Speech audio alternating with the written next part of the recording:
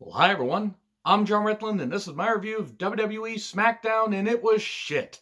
Could just end it right there if I wanted to. Holy crap, that ending segment was one of the worst closings to a wrestling show I have seen in a good long while. It was really goddamn bad. How was the rest of the show? Not all that good. This is one of the most uneventful Smackdowns, and I know they're doing what they can with a skeleton crew and with the whole pandemic going on, and I hope none of the talent or any of the staff get this virus. I hope we can all get through this, but sweet Christ, this was a really bad goddamn show. So, 25 years of Triple H are hyping this all up. Why? We get to find out why, and I still don't know the answer. Was it to troll everybody? Was it just to annoy the fuck out of the fans, the remaining fans that are watching this, including myself? So New Day shows up. They're 8-time tag team champions. They mention the Hart Foundation and British Bulldogs and stuff like that, and great WWE tag teams. And I love New Day, don't get me wrong, but they shouldn't be 8-time tag team champions. So, Big E was implying that he did something with the tag team belt. Hopefully not that. Big E is a weird guy, though, so I wouldn't be too surprised. We have Lindsay and Grand Metalik showing up, and they talk about it not being lucha lit, and I died a little inside. Why do people talk so stupid? This is coming from somebody that talks incredibly stupid. But what the lucha lit? What the fuck? What the fuck was that? So then Miz and Morrison show up. They say, you never beat us, and we can get crazy. And if you get that, I love you guys. Then the Forgotten Sons. Great, good. Just what we need is another joke of a tag team. I don't care if they're decent athletes. I don't care about this, these people at all. I don't care about them. They say they've been treated like trash. Well, to be fair, the guy that did most of the talking is a goddamn Trumper, so he deserves to be treated like that. Honestly, this group is absolute shit. They are vanilla as fuck. They are as bland as white bread. And even taking, Jackson Riker's, views out of it, they're just a bland as fuck tag team. Have they done anything good besides be part of the NXT 25 takeover?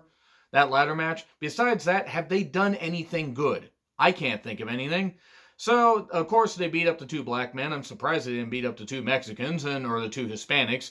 And this segment was very pointless. We then get Triple H, the first clip, it's from 1995. It's Mike Hunter Helmsley, and we get, and if you get that one, also, you got it. You got it if you get it. Him being, Triple H and, the blue blood, the Connecticut blue blood. Then we have Gulak versus Corbin, Money in the Bank qualifier. It's pretty obvious that Corbin was going to win this.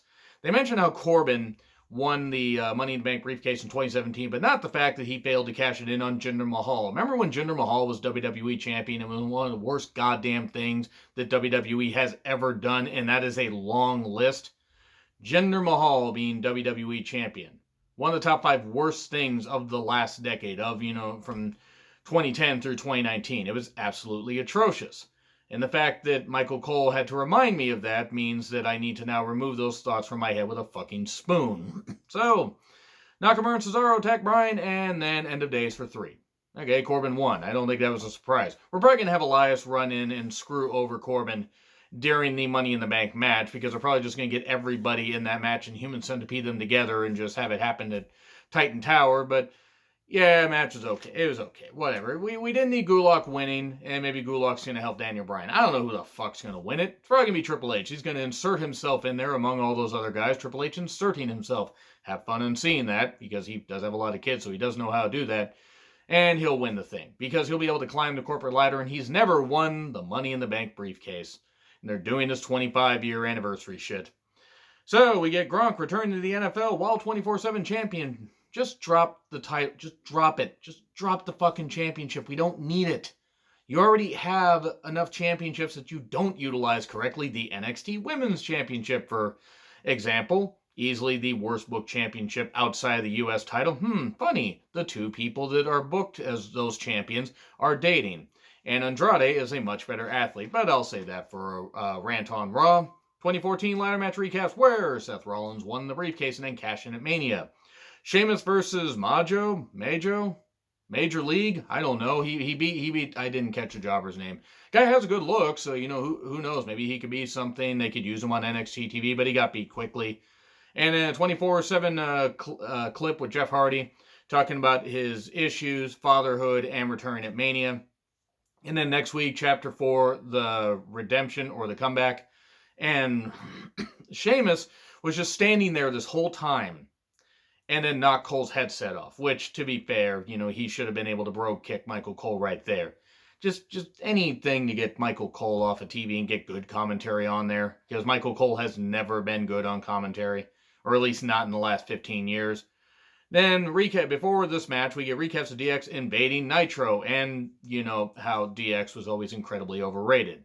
Oh, did I say that? I think I said that. Miz and Morrison lost to Grand Metalik and Lince Dorado. Cool. Also, Miz attempted to do a kip-up, and look, I'm not an athlete at all, and Miz is a safe enough worker, but that'd be like me trying to do a 40-yard dash in 4.5 seconds.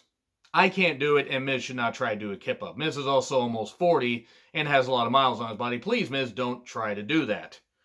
So, Graves says about, Metalik and Lince Dorado winning, I'm absolutely speechless. Easy for me to say. And then Cole, I'm absolutely speechless. Right after Graves said it. Cue the Spider-Man meme. Cue the fact that Michael Cole's a goddamn parrot. And Sasha had Lacey's daughter on a fan. A fan that she fans herself with. And then we get Sasha with Bayley versus Lacey Evans. Money in the Bank qualifier. It was okay. Of course, they have to have the Southern woman repeatedly keep down the black woman. What is it with Vince and racial tensions, or is it just me making something out of nothing? Probably. I tend to make jokes out of absolutely nothing, but Lacey, did her tooth get knocked out? It looked like she was kind of holding her mouth. Who knows? I'm not totally sure. I didn't see a lot of blood, so hopefully not.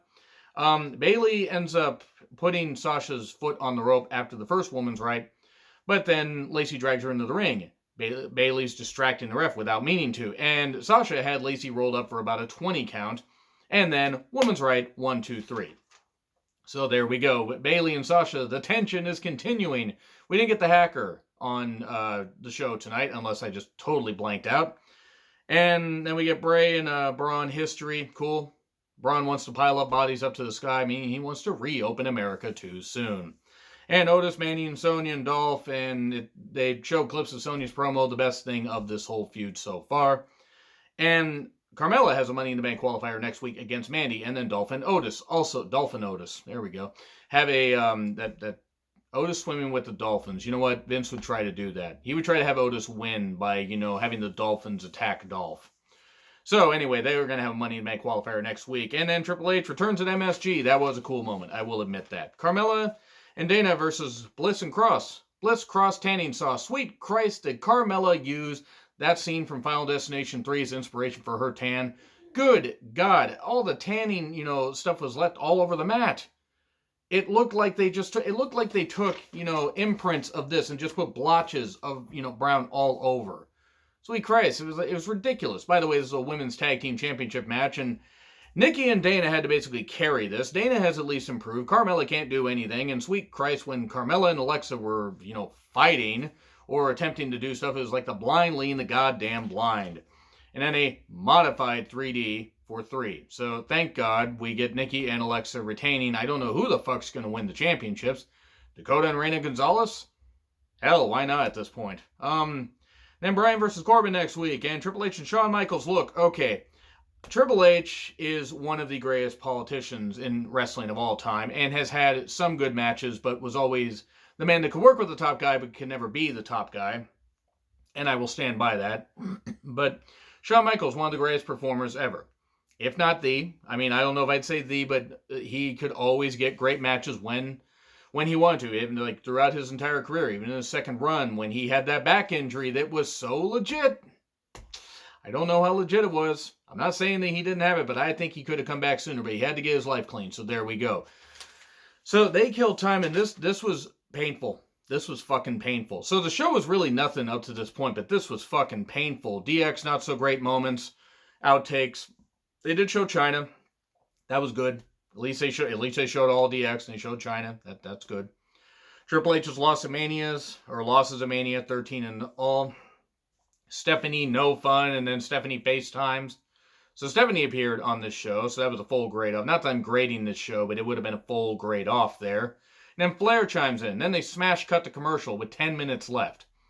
And then we have Road Dogg, who looks like he's auditioning to be a wins and losses don't matter Santa.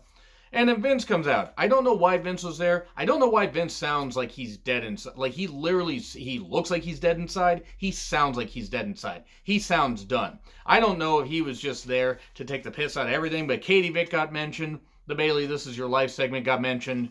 And Vince is like, that performance was awful, this kind of stuff. It's like, all this. He's railing against his son-in-law. And says that's it. Cuts the lights out and we get cricket sounds playing all over. What was this? Who was this for? Who is this for? Here, that's what I gotta fucking say about Smackdown, okay? I will always review this stuff because, A, I took an oath, and B, you guys like hearing what I have to say, but I really have to wonder why I watched this. This was awful. I'm amazed I got this much time out of it, but then again, half of it was ranting. So yeah, this show sucked. It sucked. I'm sorry. It was bad. Anyway, actually, I'm not sorry. Agree, disagree with what I said. Like, share, subscribe. Twitter handle in the description. I'm John Ritland. I'll see you soon.